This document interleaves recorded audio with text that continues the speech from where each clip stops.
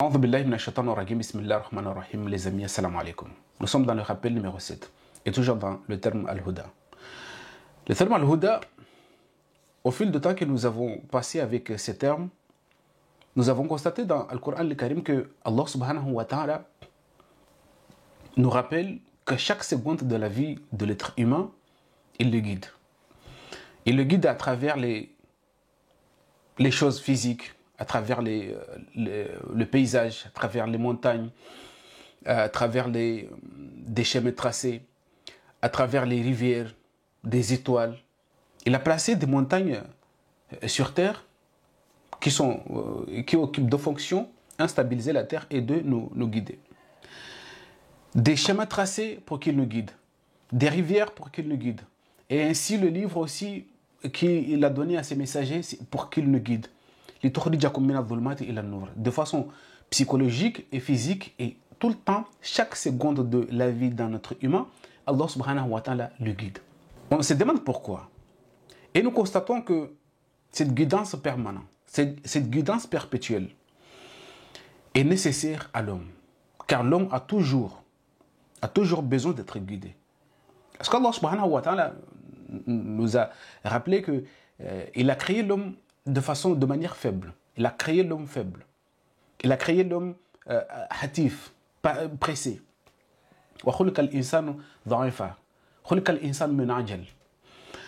Et ainsi l'homme, pour qu'il oublie cette faiblesse, il faut qu'il soit informé dans la chose qu'il fait, dans la situation où il se trouve. Il faut qu'il ait plus d'informations. Et tout ce qu'il fait, il a besoin de le maîtriser, de savoir d'où il va, et avant tout de savoir les conséquences, les résultats finaux. C'est pourquoi nous trouvons que dans le Coran al-Karim, Allah subhanahu wa ta'ala tout le temps nous dit que si vous faites ça, voilà le résultat. Telle action, voilà le résultat. Imma an-nar, imma al-jannah. Pour que l'homme soit maître de lui-même, pour qu'il sache ce qu'il est en train de faire. Et le maître spirituel de Moussa alayhi salam, n'a pas manqué de rappeler à Moïse que tu ne peux pas me trouver patient. Tu ne peux pas être endurant avec moi. Tu ne pourras pas être endurant avec moi. Lorsque Moïse lui a demandé, Moussa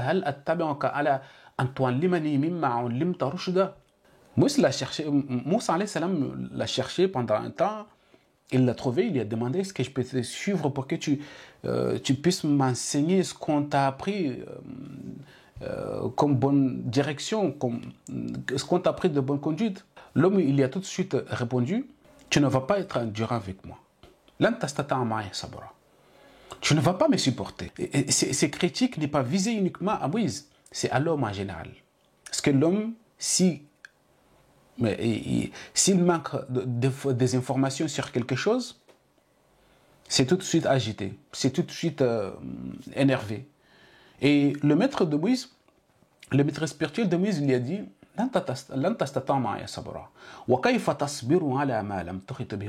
et comment seras-tu patient, endurant face à des choses auxquelles tu n'as pas embrassé d'expérience?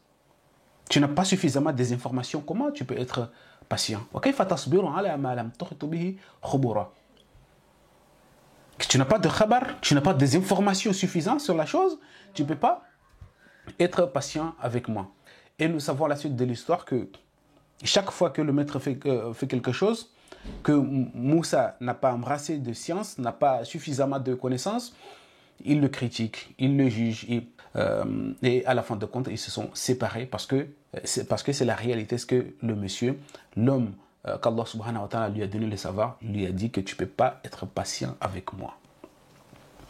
La deuxième chose que nous remarquons aussi dans le Kalmat al-Huda, les objectifs de ces termes, il y en a plusieurs.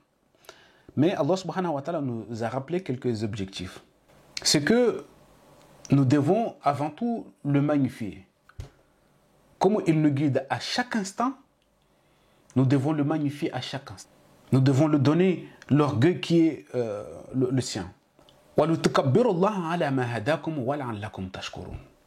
subhanahu wa ta'ala nous a demandé de le glorifier, le magnifier. Comme il nous a guidés. Et nous avons vu qu'il nous guide à chaque instant. Du coup, nous devons aussi être, chaque instant de notre vie, magnifier Allah. Donnez-lui la place qu'il mérite dans notre cœur. Considérez-le par sa science infuse, par sa grandeur incommensurable. Savoir que Allah subhanahu wa ta'ala est au-dessus de tout et au-delà de tout. Et il faut dépasser aussi les glorifications qu'on a l'habitude de le faire en groupe lors des fêtes religieuses, et des fêtes et ainsi de suite, que l'on répète Allah Akbar, la ilaha illallah. Il faut dépasser ces glorifications collectives, glorifier Allah personnellement, se sentir vivre avec lui, au fond de toi. Sentir au fond de toi que rien n'est supérieur à lui, que tout ce que tu possèdes n'a rien d'égal de ce qu'Allah subhanahu wa ta'ala t'a donné. Que tout ce que tu peux faire, mais Allah subhanahu wa ta'ala, il est au-delà de tout. C'est la première des choses. L'objectif, encore une fois, de Al-Huda, c'est Ash-Shukr. Ainsi, nous savons que la gratitude,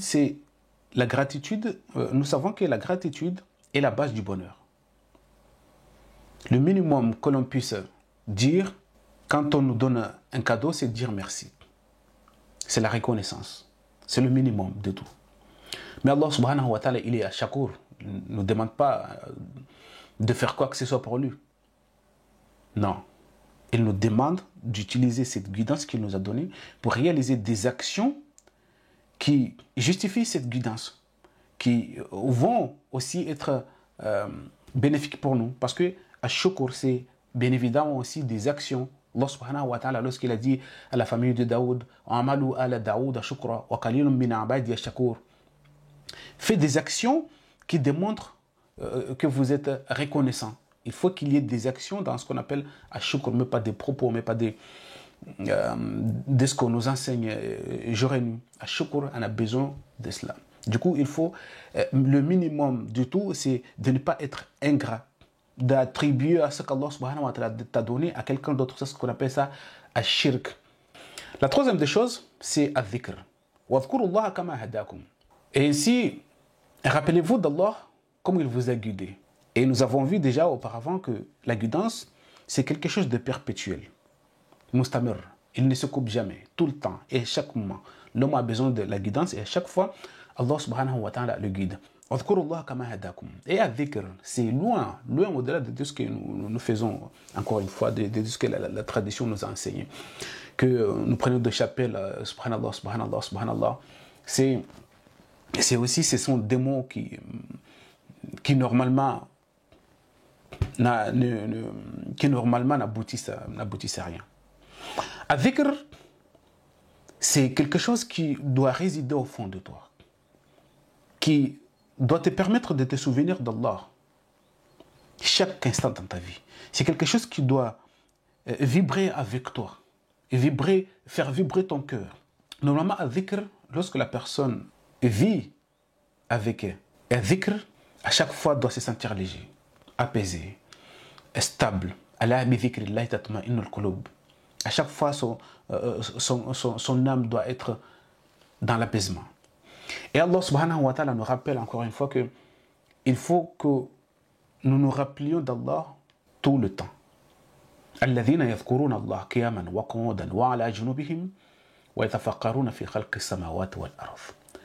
قياما وقعودا, debout, assis, et même au moment où ils se reposent, à chaque seconde de leur vie, il faut qu'ils se rappellent d'Allah parce que c'est lui qui les a guidés. C'est lui qui a envoyé le livre pour qu'il soit guidé spirituellement, pour qu'il soit ramené dans le ténèbre vers la lumière. Et il a placé encore des montagnes, des rivières, des chemins, des signes, des étoiles pour qu'on se guide.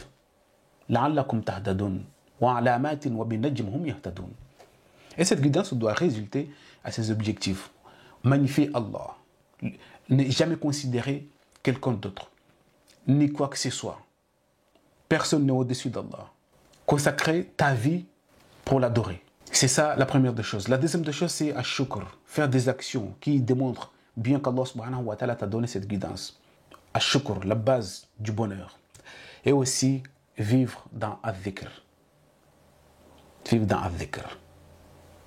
Al-dhikr, quelque chose qui, au fond de toi, à chaque fois que tu te rappelles d'Allah, ton corps doit sentir de frissonnement, doit vibrer que tu t'es rappelé d'Allah. Wa dhkurullah kama hadakum. Wassalamu alaikum wa rahmatullahi ta'ala wa barakatuh.